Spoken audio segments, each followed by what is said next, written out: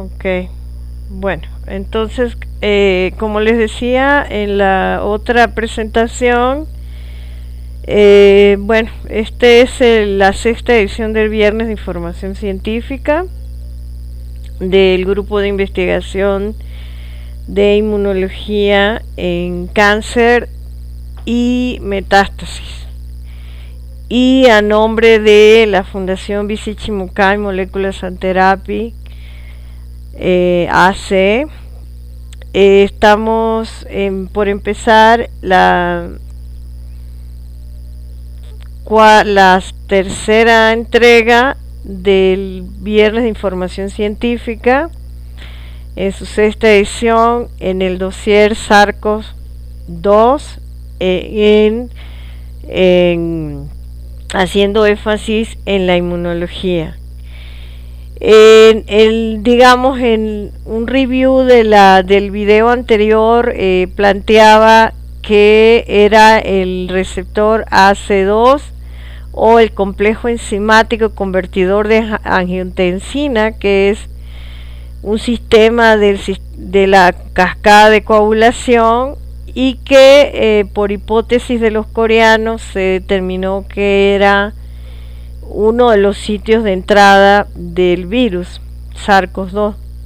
Entonces la pregunta es, ¿realmente es el receptor AC2 o el complejo enzimático convertidor de angiotensina la puerta de entrada al virus? Entonces, vamos a empezar a la parte de inmunología hablando acerca de que es muy posible que esta hipótesis del AC2 o de este sistema de angiotensina sea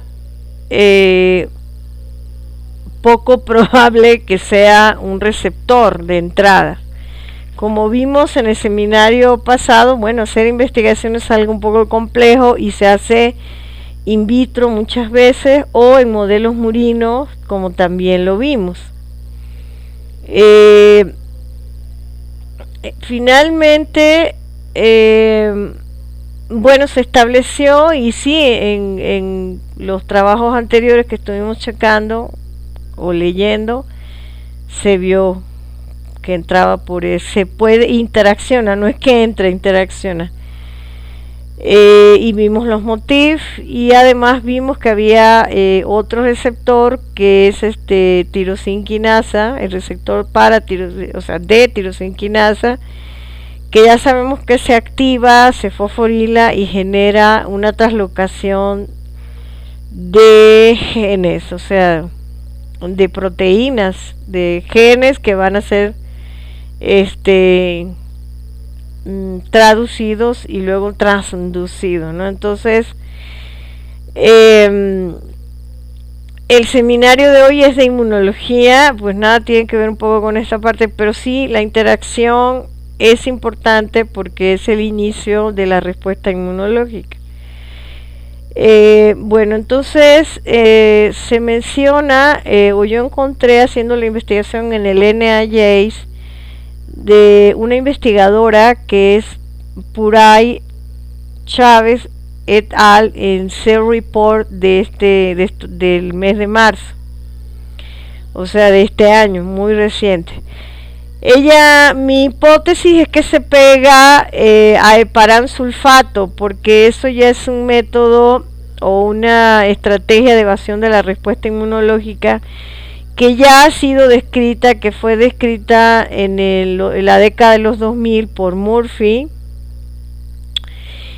y que pues es uno de los mecanismos de evasión porque rompe los gradientes de quimiosina, que son los mediadores de la respuesta inflamatoria, de la respuesta inmune inflamatoria.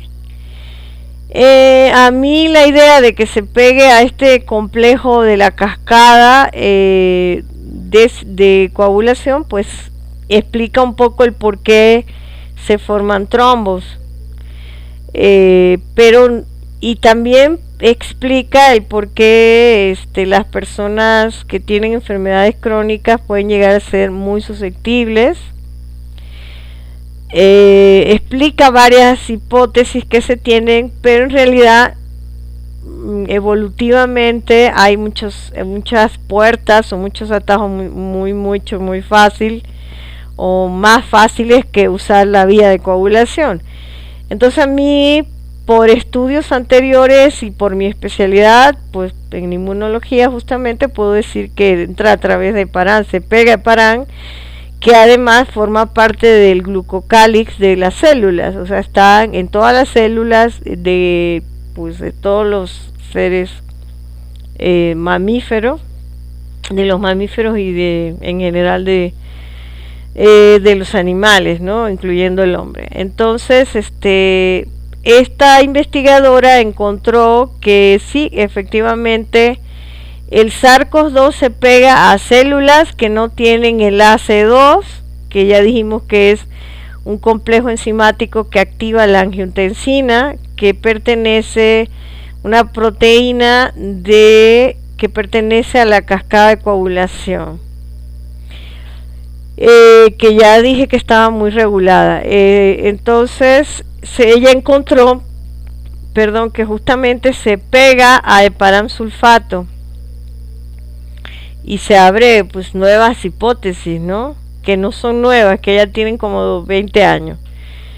Y aparentemente activa los receptores TOL receptor, porque esa fue otra pregunta que se hizo al sistema, porque se habla de un montón de cosas extrañas y no se habla de los receptores clásicos, de las antenas del sistema inmunológico y de las antenas de la respuesta innata.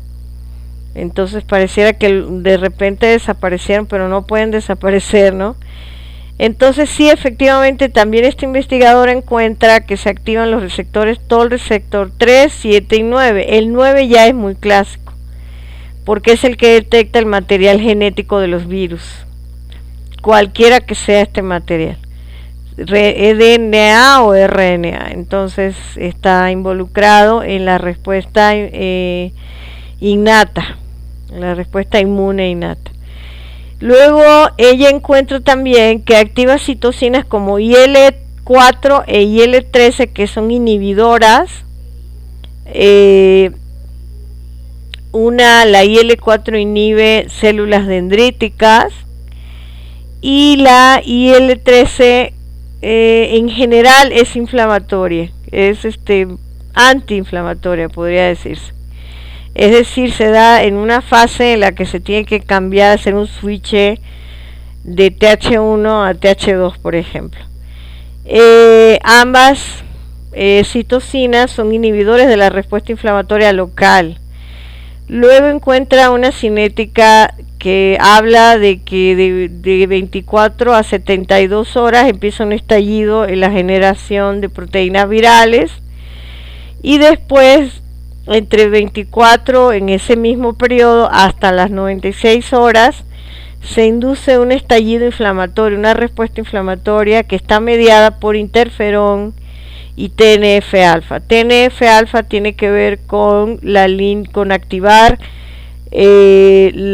sobre todo la línea monocítica, celular monocítica, que llega a activar macrófagos residentes, por ejemplo, o que induce una cascada de una red que incluye quimiosinas que van a reclutar monocitos a la localidad, al sitio donde se está dando la entrada del intruso.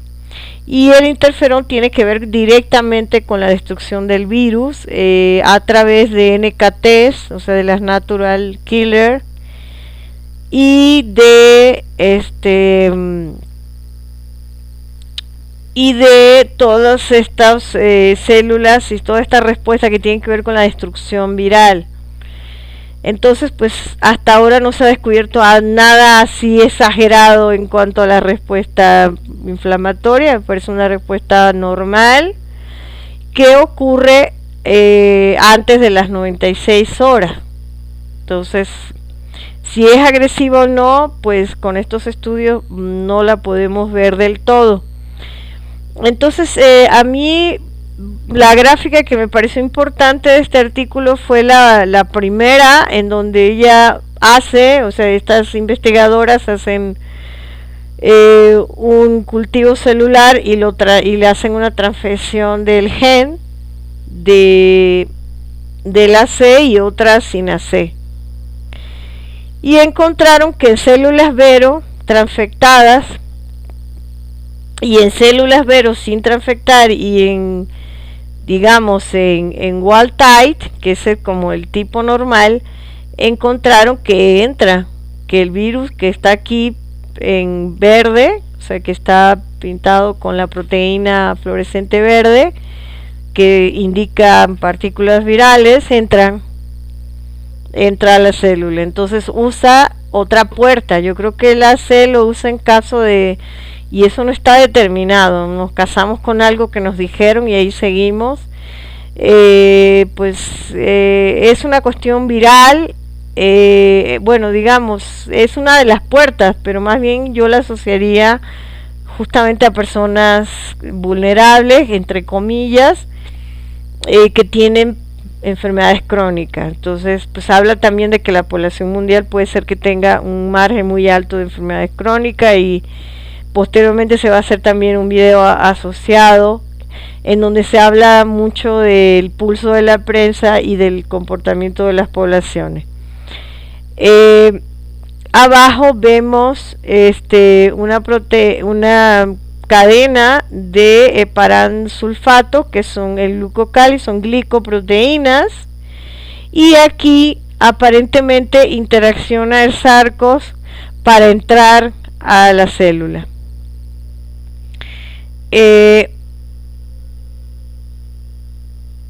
Aquí yo tuve muchos problemas con porque este es un video que les voy a mostrar. Lamentablemente salió esto, ya borré ese programa de mi computadora, pero aquí lo que les quiero mostrar es la interfase o los estudios que esta investigadora hace.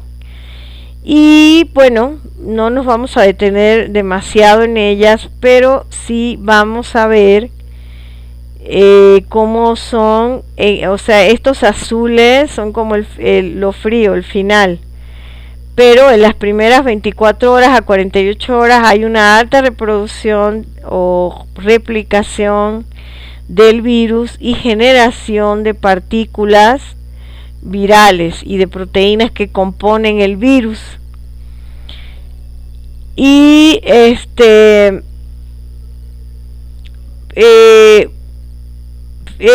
lo único que dice acá en este video.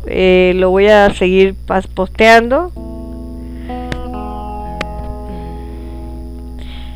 Y luego vamos a ver la entrada del virus a las más o menos 96 horas o antes. Empezamos a generar ya lo que es la respuesta inmune inflamatoria. Entonces vemos por ejemplo a las 24 horas y 48 horas vamos a ver por ejemplo una respuesta inflamatoria leve, no es tan alta, porque se está generando IL-4 y interleucina 4 e interleucina 13, que son inhibitorias. Como a las más o menos 3 días, entonces ya empezamos a ver la expresión de otras proteínas que están asociadas incluso a las 96 horas a la reparación del DNA. Esa parte me llamó la atención porque el virus no solo utiliza la maquinaria de las células de nosotros, las células de mamífero infectadas, sino que además daña el DNA. Entonces empieza a repararse. Esto puede tener consecuencias a largo plazo en autoinmunidad, en que a lo mejor se generen enfermedades autoinmunes. Y pues aquí en la número E, o sea, en el panel más izquierdo, hacia la izquierda, vamos a ver cómo la producción, estos son los OR, son las pequeñas como aperturas, como las pequeñas secuencias que que van a ser traducidas a que usualmente traducen a proteínas de la cápside y para generar nuevas partículas virales, entre también, bueno, todo lo que constituye la partícula viral.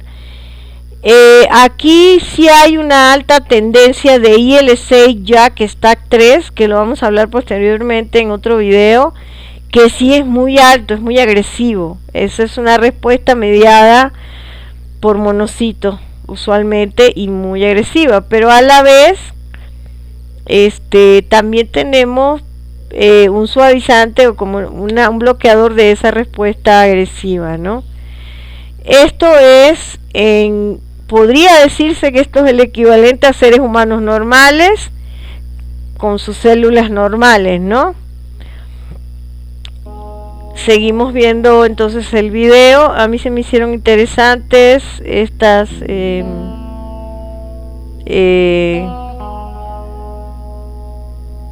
bueno, lo que acabo de mencionar, ¿no? Y pues ellos lo hicieron. Estos son estudios de bioinformática, y se ve también después de 96 horas la producción de interferón. Esa parte sí se me hace ya un poco como dañada, en todo caso, no muy tardía, ¿no? Entonces en otro video que se hizo mucho más corto, vamos a ver que lo interesante de por esto es un dendrograma, es como una especie de gráfica o de flujograma que tiene que ver más con las proteínas, porque una de mis teorías es que se va por STAF1, o sea, es decir, por TH1, y aquí está este gen, esta proteína que se trasloca al núcleo y se pega en zonas que son relevantes, ¿no? Son factores de transcripción. Entonces, pues está STAF1. Hay por supuesto otros genes, pero las que están en negro son las que parece que se están activando, que son PARP9, que también ya se conocía en otras infecciones, y STAF2, que además se supone que lleva a otras áreas de señalización.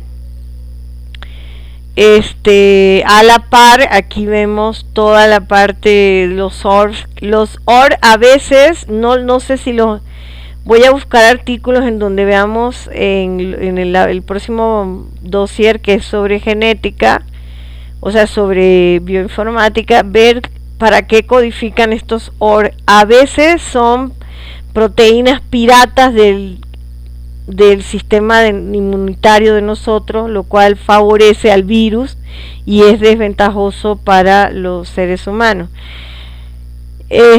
Aquí vemos también en general esa parte se va vía STAF1 y vía TH1. Es como la respuesta, que suele ser respuesta pues bastante agresiva, ¿no? Y bueno, aquí estoy señalando nuevamente los negros, esto se supone aquí que es como los genes, o sea, que se van a traslocar para generar proteínas y que van a generar una señalización que influye sobre la cascada de quimiosina y de citosina. Bueno, entonces las conclusiones todavía no las vamos a emitir porque esto apenas es un artículo de varios, pero lo que sí se podría decir es que el virus tiene más de una estrategia de una puerta de entrada al sistema, digamos, mamífero, a los humanos y a los mamíferos en general, y que esta teoría de la ACE, de la angiotensina, pues es complicada. Sí la han demostrado, sí hay una interacción, pero lo que es extraño en este planteamiento es que pues estas cascadas de coagulación están súper reguladas Y entonces aquí ya habla de enfermedades crónicas que podríamos tener todos, ¿no? En esta época. Y podemos hablar del por qué todos tenemos una enfermedad crónica, por ejemplo, ¿no? Pero eso ya sería material de otro video. Además, otra de las conclusiones que yo saco de esta investigación es que en un proceso de 24 horas a 96 horas de infección, lo que vamos a tener es una copiosa generación de proteínas y de todos los componentes de la maquinaria del virus, y por ende de partículas virales.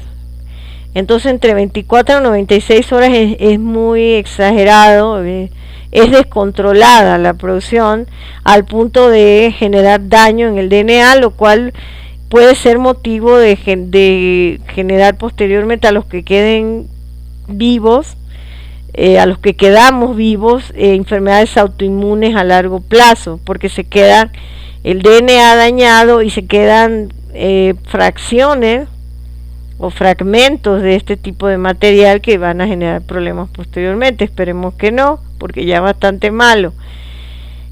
Pero por los efectos que hemos visto en los seres humanos que han sobrevivido con enfermedades crónicas, que quedan en sillas de ruedas, todo ese tipo de cosas, puede tratarse de autoinmunidad. Eso no lo puedo afirmar.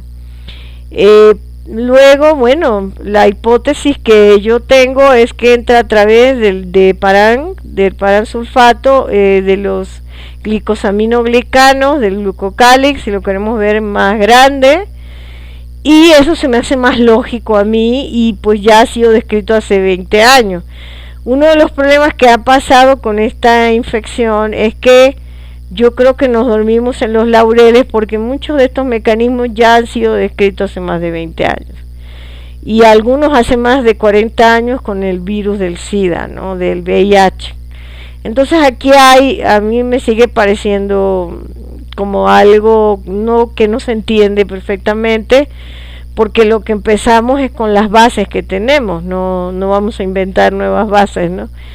Y está muy atrasado, pero más bien es que no se han prestado atención a estos detalles que son la evasión de la respuesta inmunológica que hacen estos virus, que son más inteligentes que todos nosotros y que tienen una inteligencia propia a pesar de no ser vivos. Esa es la otra. Entonces aquí eso también hay que, para mí, de los mecanismos que usan varios. De acuerdo a Murphy, en el 2000, uno de ellos es romper el gradiente de quimiosinas y por lo tanto desregular la respuesta inflamatoria, y eso hace que invadan más células y que se produzcan muchas dificultades para armar una defensa. Posteriormente se va a armar, porque al final las proteínas son sustituidas por otras en las redes, son redes, y si una está bloqueada pues se activan las otras, ¿no? Entonces aparentemente el sistema inmunológico está trabajando perfectamente en las personas que han sobrevivido.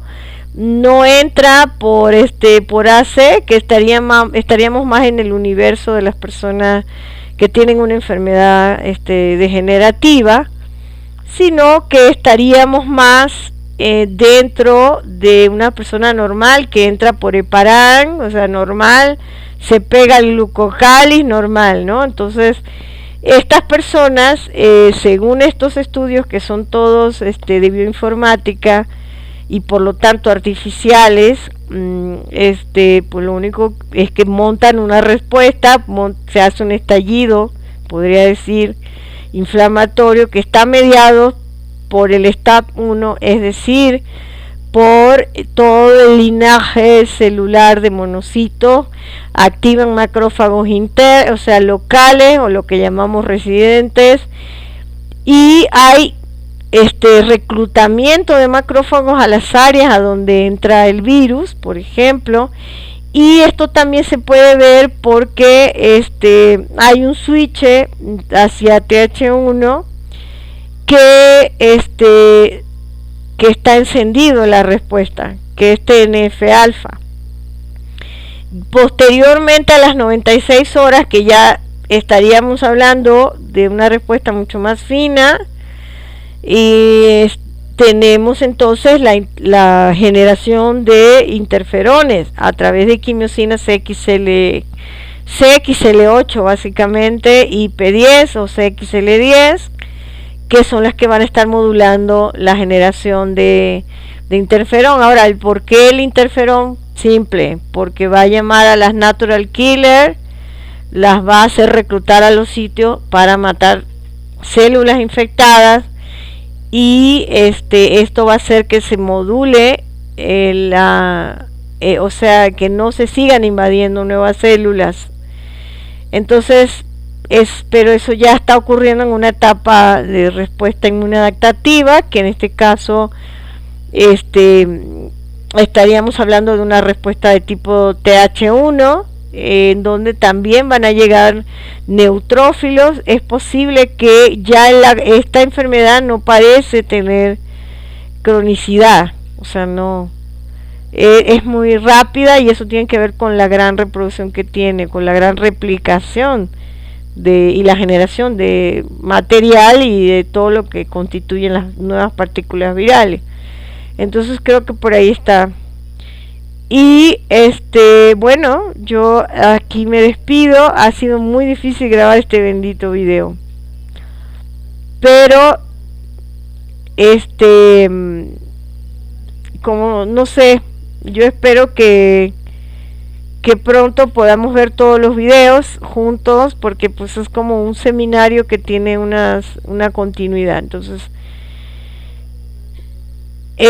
bueno, entonces me despido atentamente a nombre de la Fundación Vici-Chimokai Molecular and Therapy y del Grupo de Investigación en Inmunología del Cáncer y Metástasis, y a nombre mío personal, doctora Silvana Pertus Belloso, inmunóloga, biomédica, doctora en Ciencias Biomédicas por el Instituto de Investigaciones Biomédicas de la UNAM. Y bueno, espero que este video les sirva, ¿no?, para algo, porque la idea es que todos sepamos qué es lo que está pasando.